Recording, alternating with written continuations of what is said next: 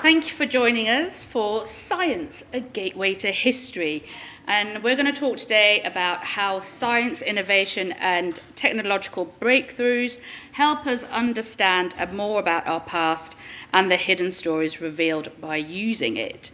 So let me introduce this lovely panel today. So we have Dr. Frankie Dunn.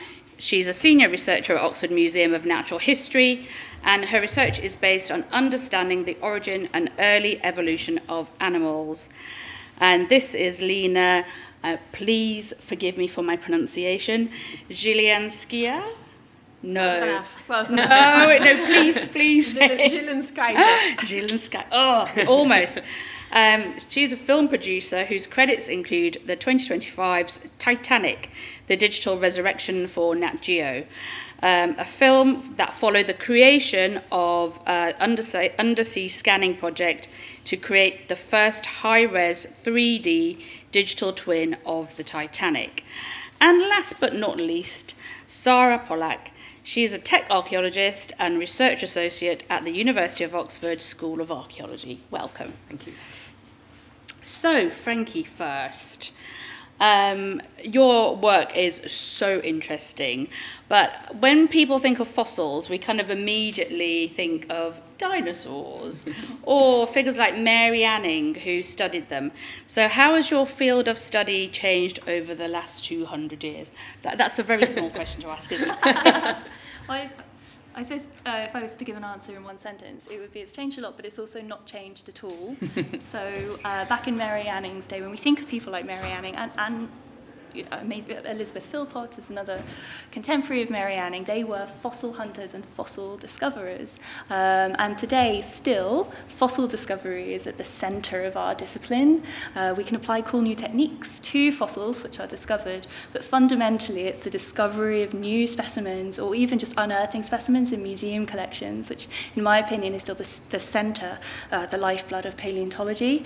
So since Mary Anning was hunting for fossils, a couple of hundred years ago, so many amazing fossils and fossil sites have been discovered which continually reshape our understanding of the history of what I'm interested in is the origin of animals. So a couple of really famous fossil sites are things like the Burgess Shale in Canada or the Chengjiang biota from South China. These both record the early diversification of animals. They record a time which is lost to us, and they also tell us that when we think about fossils, you might think about hard parts, so dinosaur bones, shells, but actually soft tissues can enter the fossil record under the right circumstances.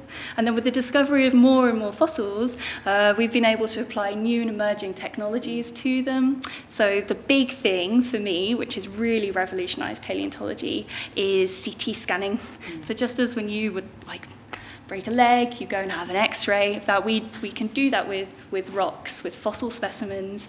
And this is amazing for a couple of reasons. First, because a rock, you might see a little bit of a fossil, but it might look not very promising. But when we stick it into a CT scanner, we can reveal the thing in glorious 3 dimensions. And we can also use things like synchrotron scanning, which is basically X-ray, but the very finest details that we could ever reveal, which can actually show things like fossil embryos, things which we would imagine could never enter the fossil record. So we've discovered a whole bunch of new fossil sites, and we've also revealed huge amounts of new information about lost worlds, one of which is on the screen above me. So this is what is now South China, about 518 million years ago. It's a very long time ago. And this is a reconstruction that we had made for an exhibition in Oxford. You're seeing gliding into screen now what I would interpret as one of our most ancient relatives. This thing which looks a bit like a cross between a parrot and a fish. And we were probably, or the group that we belonged to was near the bottom of the food chain at that time. Great. So we were, yeah. But these are animals which you would never, ever think to recreate just by looking at the living diversity of animals today. So how do you actually date fossils then? What kind of insights can you glean from them? So dating fossils is quite challenging. There are a couple of, so we can either date the rock that the fossil is found in absolute terms, or we can use like relative dating. This is a super predator from the time of the Cambrian as well, just sweeping through that. So if you want to understand the absolute age of a fossil, then you probably want to look for mineral zircon in the rock. And zircons have uranium in them, and crucially they have basically no lead in them. And over time, uranium will decay to lead. It's like carbon dating. It's exactly the same. And so you can date the age of the rock by looking at the uranium to lead ratio. Now, not all rocks, we can't date all rocks. So if we have the age of a particular rock and we know these 3 particular fossils are found here, then we might be able to ascertain the age or make a relative guess at the age of a similar rock if they bear the same fossils.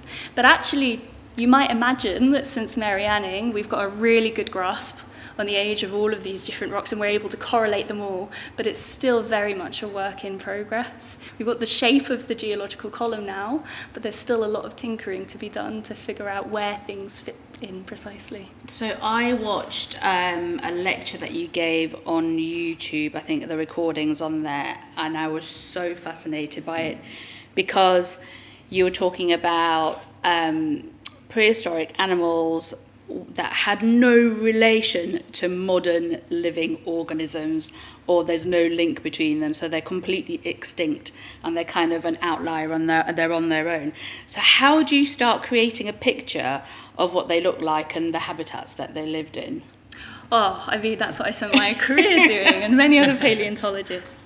So these particular creatures that you're talking about, we are unlucky, I suppose, in the sense that they bear no basically resemblance to anything alive today, but we are very lucky in the way that they're preserved because we have almost unique insight into their at least external morphology. So when you imagine fossils, you think of things like broken dinosaur bones or shells or whatever it is. But actually, the way these creatures have been preserved, you could conceptualize it almost like an ancient underwater Pompeii. So you have this eruption, you have this ash flow come barreling down and smothers the animals where they were living. And so what we have is the impression of these animals in the seafloor that they once lived on. So you can go and walk on this seafloor as it would have been, 560 million years ago. So we have the entire external surface of these creatures, and sometimes they're flopped over, and we actually have growth series, so we can track them from babies all the way up to adults, which is remarkable, but we don't have for many other creatures in the fossil record. So we're able to reconstruct these things, and we're also able to reconstruct the communities that they live in because they are literally preserved in front of us. And so you have spatial ecologists today who quantify patterns of reproduction, whatever you're interested in, by looking at spatial patterns. Actually, I have colleagues which can do the same thing on these animal communities from over 500 million years ago, because they are preserved in the communities in which they lived. We have them in the UK, in Charnwood Forest. They're absolutely amazing. I'd recommend going and looking at them. How would you know what they used to do, though? I just find it really fascinating that you're kind of trying to get that information out of a piece of rock. Yes, paleontology is quite a creative science in that, we can come up with lots of different hypotheses to explain often limited data. And these hypotheses have evolved through time. So this particular group of creatures, they look a bit like fern fronds, or like a cross between a fern frond and a feather. They certainly don't look very much like animals at first glance. And they wouldn't have had mouths or guts, so they wouldn't have been feeding in a way analogous to animals as we would conceptualize them today. So people used to think that they were feeding just by passively absorbing nutrients through the water column. I think that's quite unlikely for a number of reasons. But actually, we can look to sponges, which are probably the most ancient living animals. And these water passes over them and through cell chambers, and nutrients are extracted. And so if we know that these are animals, but they don't feed like any animals with guts and mouths because they don't have them, then probably they're feeding a bit like sponges, would be my guess. But it's always It's always a challenge. Sometimes you have, for fossils which do, animals which do have guts, you can have guts preserved, and very occasionally you can have gut contents preserved, which then give you direct insight into what these animals were crunching or chowing down on, but often we don't have that information. Oh, I'm going to be thinking about this in my sleep for ages. I can feel it. Right, so Lina, moving swiftly on, because I know we don't have very much time. So last year we saw the release of Titanic, the Digital Resurrection, and it documented the undersea scanning of the famous shipwreck, whereby a company produced a 3D scan. Can you talk us through the process, please? Right, so just a bit of a backstory how our Titanic journey began. It was in 2019, Atlantic Productions. We went to Titanic site with a manned submersible to capture some footage. And we found it like very frustrating because when you're this deep, it's completely dark.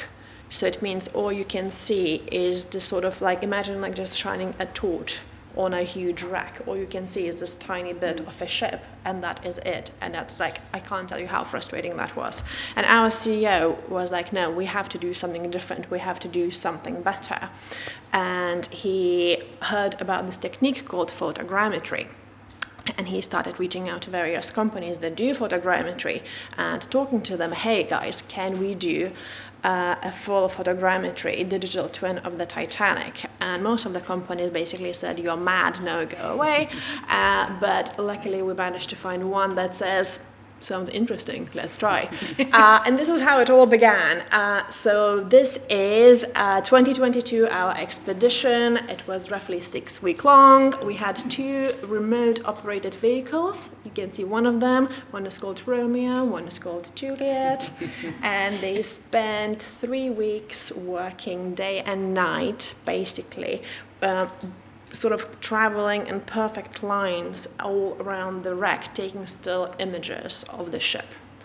So between the 2 of them, they have taken 750,000 images of Titanic wreck from every single possible angle to make sure every single sort of bolt and nut and porthole is covered. And the data generated was something silly, like I think 16 terabytes of data we came back with. And then once the data was back in London, then we had a team of very, very clever people stitching it all together. So if you can imagine, it's like world's most difficult like puzzle, you know, that has like 750,000 pieces, and you have to put them together in like exactly the right way. And it took like 9 months to do that. And that's the result. It created basically a digital copy of the Titanic wreck as it is on the ocean floor. And it basically has no human interpretation. This is as it is. And it, you know, it allows you to move around it in any direction you want. So you can sort of swing around. You kind of have your mini Titanic in your room, if you will. You know, you can look at it from the top, and it gives you detail that is almost like quite hard to believe. So for example, here, this is the propeller of the Titanic, and on it, I don't know whether you can see, it says 401. That's the serial number of Titanic's propeller. And you know, we could see in some of the seams, we could see that where the bolts have popped as the Titanic hit the ocean floor. We can see where the iceberg crashed into one of the portholes and broke the glass, and we had actually witnessed description of this happening in the records. So it was like really a lovely moment, and it suddenly, you know, Titanic came alive. I mean, that's the whole point of this, isn't it? The significance of actually making the digital twin, because obviously it's very difficult to get down there in the first place to actually assess it. But that's only I think the first photogrammetry image that you had of the whole main part of the ship, because obviously it's like a massive site, really, isn't it? That's just one part of it. There's another part a few miles away that's broken up, and then you obviously have the debris field as well. So this is probably like the first time that anybody's been able to assess it. Absolutely. No one ever has seen the whole wreck in its entirety. It's just because, yeah, it's so hard to get there. And when you have, as I said, it's just, you always see just like a tiny bit. And it sort of revealed quite a few surprises. I don't have a picture of like the other half of the ship. It's called the stern. And when we showed the picture of the stern to Titanic experts, there was like an audible gasp, because no one thought that the stern is like such a bad condition. And you sort of see it's like really disintegrated into the seafloor, and it's kind of disappearing like in front of your eyes, more or less. And that's one of the wonderful things about digital twins, is that now we have a record of the ship, and it's there kind of forever, and the ship is disintegrating. In a few decades it's not going to look anything like this, but now we have a documentation that is can be preserved for generations to come. And I suppose also to some extent people can actually like look at it forensically and actually give you almost like a breakdown of how it actually happened. Exactly, and it's sort of people from various different disciplines could sort of come and look at it. So we had a historian who, was able to look at all the accounts of people, of survivors, and say, hey, this person described this thing happening, and here's a physical evidence that that person was right, this thing happened. Or one of my favorite stories was one of naval engineers found this like valve that was like open, and it was a valve that was like leading from the boilers to emergency dynamo that was producing electricity, and that valve was only open when the boilers were being stoked, and it remained open to the very, very end. And what it means that there were men there stoking the boilers as the ship was sinking to keep the lights on, because they knew if lights were to go off, many more people would die. So they knew they're gonna go down with the ship, and they stayed there in their positions. And we could see this physical evidence in front of you of the heroism and dedication and how many lives they saved. And it's something that it sort of was like incredibly like powerful and meaningful to find it. And it's something that never has been seen before, because that thing is tiny, it's like this big, but by its position where it was, we were able to, yes, that's the thing. I think as an archaeologist and filmmaker myself, I was like completely obsessed with the fact that it was Titanic, but as an archaeological site, and the fact that there were lots and lots of personal items and material objects that were there. Do you have any plans to kind of go back and make a follow-up film, but looking more at the material culture, so you can actually try and get those objects and make them stories about the people who are on board? Honestly, if left to our own devices and unlimited funding, I feel we could make probably another 5 films just from material we have. And just like as a little teaser, also what we really want to do is, for example, to put this, including debris field with personal items, into sort of like virtual reality headset. But up until now, because the model is so big, I can't tell you how big in terms of data it is. When we were stitching it all together, we had to slice, I think, the bow in 7 slices like a cake, and sort of do the one bit, then do the second bit, and put it all together. So the size of the model at the time when we made it was just too big to upload on like any virtual reality sort of experience. Just technology like wasn't quite there. And now it's getting there, and this is why we're getting excited again. Maybe finally we can give people the opportunity, even like walk on the ocean floor and find these personal items and find the stories behind them. And there are like a few quite interesting, a few saucy stories in the film. Just a little teaser. But it's incredible how much you can learn about people. And this is, as a filmmaker, to me, everything is about people. Everything we do, it's uncover stories of the people who perished that night. And that's sort of the reason why we do all of this. Sara, yes. You're incredibly interdisciplinary in your approach to your work. You kind of blend archaeology, anthropology, modern technology like equally, and then you have an interesting kind of name for this, archaeopunk. Yes. So what do you mean? God, if I only knew, that would be So we actually, since I was very kindly invited to be here, we started a new research center at the Czech Institute of Robotics, Informatics, and Cybernetics called Liminal, which is a concept in anthropology, which is, if you want to be very simplistic about it, kind of the space in between. And what we want to explore is historically how humanity reacts to change, specifically kind of technological change. And archaeopunk, which is kind of my slightly kind of rebellious way of calling it, is what I think is at the core of humanity, which is despite studying archaeology, anthropology, I spent my entire career in the tech sector, in AI startups, things like that. And I noticed that regardless of what the product was, whether it was, we did machine learning to predict visitation in museums and galleries, we did AI and digitalization of political campaigns, like a very wide spectrum. But the lowest common denominator was that humans are emotive animals who are driven by stories, who are willing to kill each other over the smallest thing, over the smallest misunderstanding. And we are actually quite an irrational species. So getting the narrative right and understanding our history as closely as possible with the help of modern technology is something that I want to dedicate my future life to. So we have just established this center, and it has kind of two main research areas. One of them is using modern technology for the better digitalization and understanding of heritage. So maybe just to, sorry, the other way around? No, keep on going. Keep going, yes. Yeah, there we go. So we, for example, used, this is the Professor Milan Kovac, who's a Slovakian myologist with whom we discovered a lost Maya city with the help of AI. So we basically have LiDAR, which is a similar technology that you have in, for example, self-driving cars.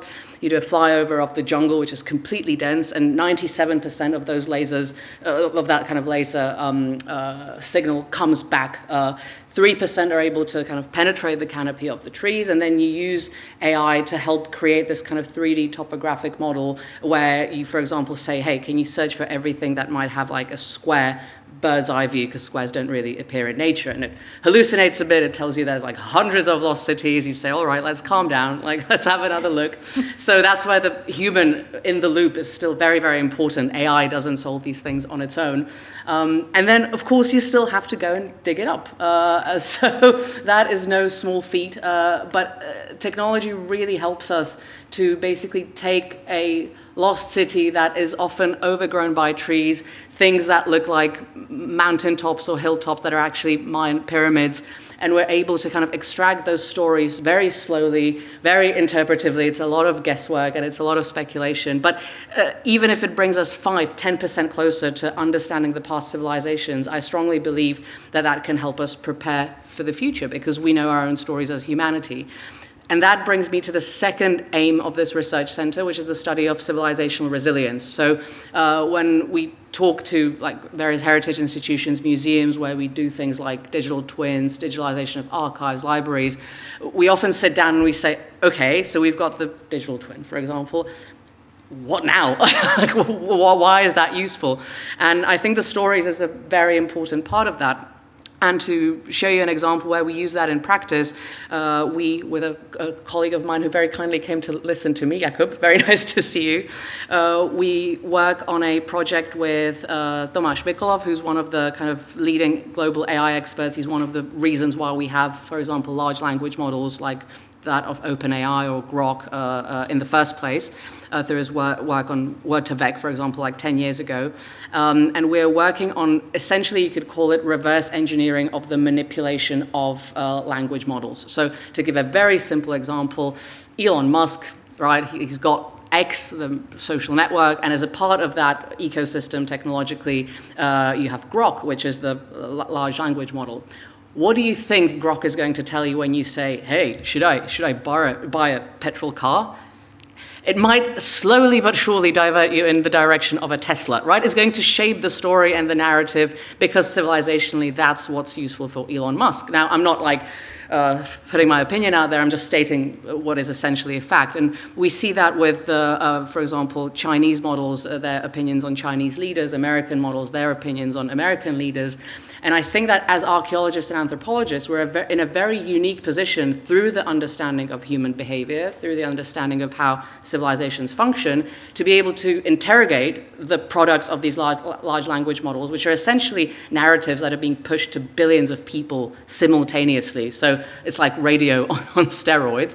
And we're able to actually give the people the transparency and the explainability they deserve. So through what is essentially an anthropological method that is partly inspired as well by our knowledge of history, so that's where the interdisciplinarity comes into play, we're able to say, hey, you're seeing a covert ad for Tesla because Elon Musk owns this model, to put it in very, very simple terms. So it's going back to your original question, which my undiagnosed ADHD makes difficult to do,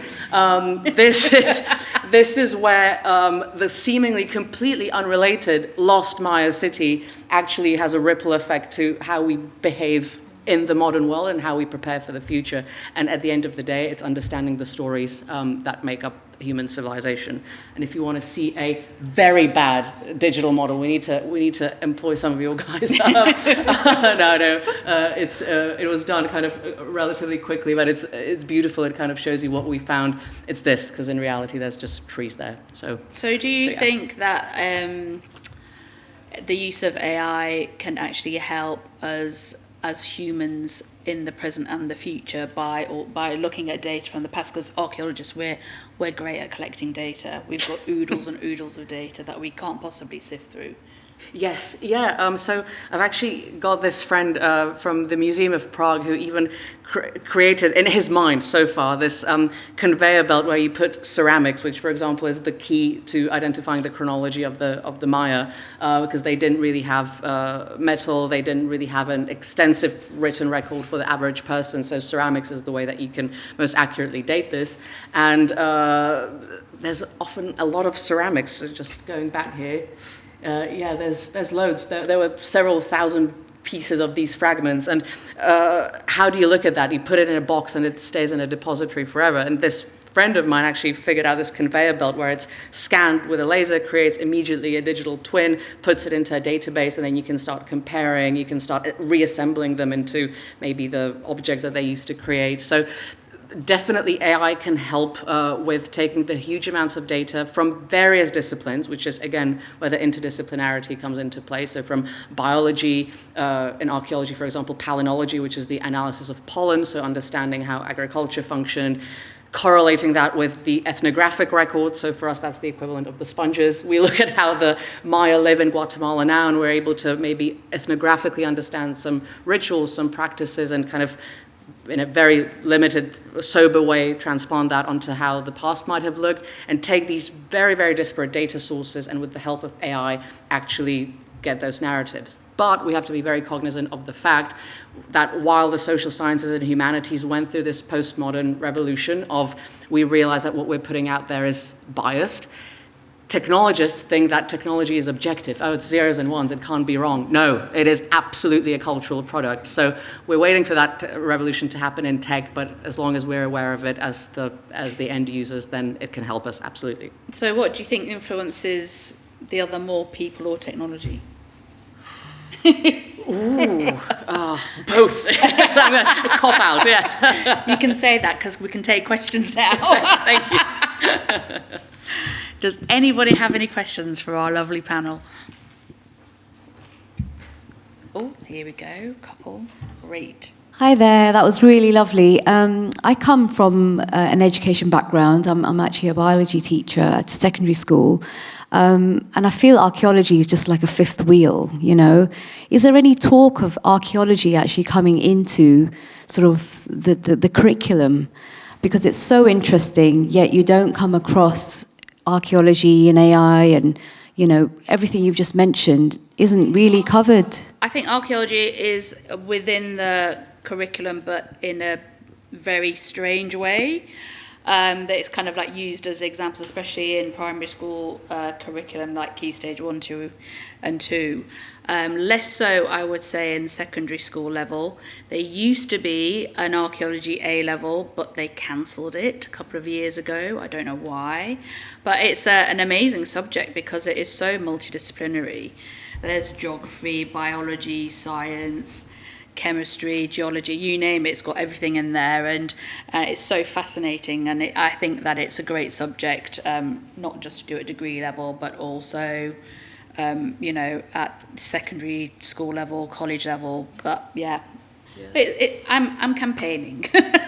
Oh yeah, and unfortunately, I completely agree with you. And like when I do talks, sometimes like people come to me and they say, "Oh, I really wanted to be an archaeologist when I was little, but I went into law or medicine because that will make me money." And honestly, people are now, because unfortunately, you've got to wait until people like see the financial benefit of it to actually go and pursue it as a career. And now it's happening because programmers are losing their jobs, and actually it's switching very, very quickly. And I'm not saying that programmers should be losing jobs, but that the humanities people are not seen as like this bottom cesspit of society, but like tech companies like the one that we're working at on this research project are hiring anthropologists and archaeologists to help them like dissect these stories. And for example, we work at the Czech Technical University, we work in like AI transformation of industry, right? Boring. But they are realizing that they can get all the zeros and ones that they want, but unless they figured out the human behavioral factor, they're screwed. And one of the things that they're, for example, looking at now is the research of people like Robin Dunbar, who analyzed the Dunbar number, that roughly 150 people is what we're cognitively capable of maintaining, and they're realizing, should we maybe adapt our team structures to this? Because people are leaving and we don't know why. And they're realizing that, for example, evolutionary anthropology in combination with archaeology is going to give them those insights, and they haven't been employing those people. So I'm loving the fact that now several like mums and dads have come to me and they said, my kid came to me that they want to study archaeology. I told them, no, it's a waste of time, but actually there might be something in this. So yeah, I'm campaigning too, yeah. Great, thank you. Yeah.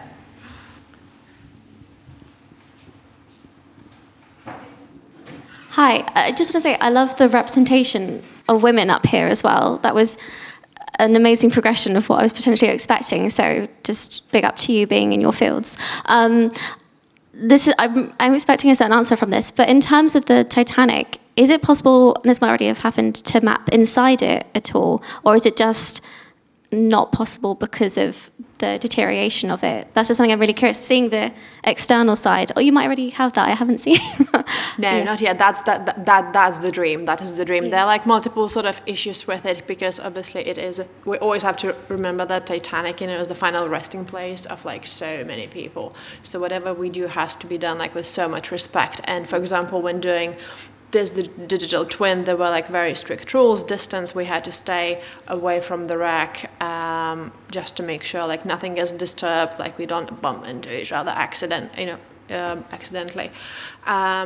So it is a dream. Whether technology at the moment allows it, I don't know, because I don't know whether we have like ROVs small enough and sort of agile enough to sort of get in there and make sure we don't damage the wreck, because that's the first question we have to ask ourselves. Can we do this without causing any damage? And we've been talking about it, and so far I think the answer is no, unfortunately. But we're hoping maybe, in the future there will be sort of ROVs that are a bit more nimble. Any other questions? Would you like to? Yes, great. Oh, there's a microphone here so that everybody can hear you. Thank you. Was there two Titanics made? I read for insurance purposes. Well, another one was Olympic, and hence I had a picture of the propeller, because I don't know, there was an entire conspiracy theory that I don't even fully understand, but this proves that this was real Titanic in a nutshell. And yes, that was the serial number of Titanic, and Olympic was a sister ship, and there's this whole thing of how Titanic actually didn't sink and Olympic actually sank, but somehow there was a fraud. No, it wasn't. That's the proof. This is why digital twins are important. They disprove conspiracy theories, because that's a fact. I asked the same question before the panel.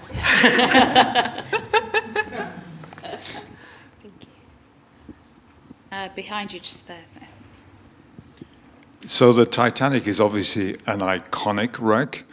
Are there plans to apply your methods to other archaeologically interesting shipwrecks? And if so, how? Yes, absolutely. The question always sort of is, getting funding, because these things are extortionately expensive, as you can imagine. We would love to. We absolutely would love to, because now we sort of have people who can do it. We have the expertise. Because something like this, this is like, I think, the largest underwater scan ever, if not the largest photogrammetry project in sort of history.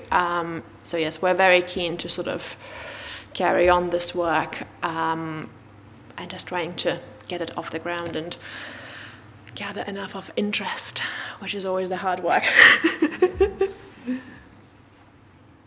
Last question, anybody? Or else I'm going to ask Frankie a question. Do you use AI in geology for like fossil records? Because we use it loads in archaeology for all of our archives and I would say it's starting to take off, but so where it's going to be most useful is when we CT scan fossils. The rate limiting step is working with that data. It's really hard. So if you have an X-ray, your bone will look very, very different to your soft tissue because the densities are very, very different, which is what's being picked up. But if you're looking at a fossil, which is now rock, it can often look very similar. And so I have a student who's been working on 3 CT scans for a year to get that data out. So this is where AI is going to be really great.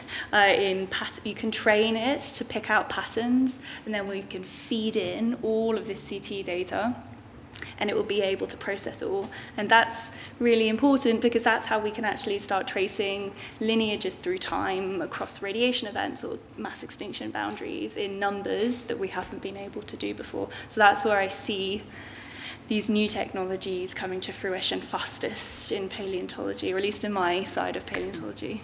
so basically you and Sara just need to go for lunch. Yeah, I think we all need to go for lunch. Great. One last question from the floor. No? Oh, here we go. What drove you to go into your different fields? Like when you were younger, what initiated that spark to be here today? Go on. Well, I was really interested in science and all sorts of, I really like STEM fields, but at some point I realized I'm really not quite clever enough to do science proper. So then I thought, okay, with my sort of attention span, what can I do that I still get to sort of do a bit of science? And TV was the sort of answer, science light. A wonderful thing is that working in TV, I get to basically pick up my phone and call people who know what they're talking about, and I get to ask really stupid questions, which is wonderful. And he'd be like, so, this project we spent last 5 years working on, can you please explain it to me in 10 minutes? No. Yes, so that's really how I ended up in this. Yeah, I'm just probably clinically insane. I decided at the age of 3 that I wanted to be an archaeologist.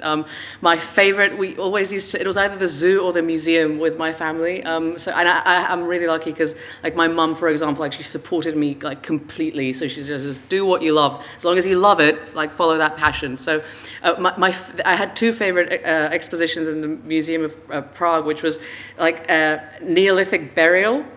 And the statue of the dying Gaul from the Julius Caesar's conquest of Gaul, and I was like, oh, can we go see the dying Gaul? So, and then horrible histories in the Czech Republic where I'm from. There was being translated one by one, and then I remember I visited London for the first time when I was 11, and all of them were here published, and I was like, oh my god! So I bought 15, and I still read them, and which is why popularization of science, I think, is so important as well. So, which I'm so happy to be here. Yeah. I, like you, I just loved paleontology since I was very small. But I didn't realise that you could actually be a paleontologist until I was much older. It was actually TV documentaries. There was this one, so I watched all, but there was this one documentary that came out when I was doing my A-levels called First Animals, and it was about the fossils that I work on now, and I was just astounded that things that ancient could actually enter the fossil record and be preserved in so much detail. And I remembered it because one of the scientists who was shown, I just thought what he was doing was amazing, and I like banked it. And then when I came to apply for my PhD years later, I contacted him. I did my PhD with him. So it came full circle. Mine was a dinosaur book when bugged my mother to buy it when I was like 4 years old, and then I fell in love with just generally old things, and then that transferred into history as well. And I actually wanted to be a paleontologist, and then I did A-level geology and I was rubbish at it, or actually I only liked certain like topics of it, like volcanology and seismology. And weirdly at the same time, I either wanted to become an actor or an archaeologist.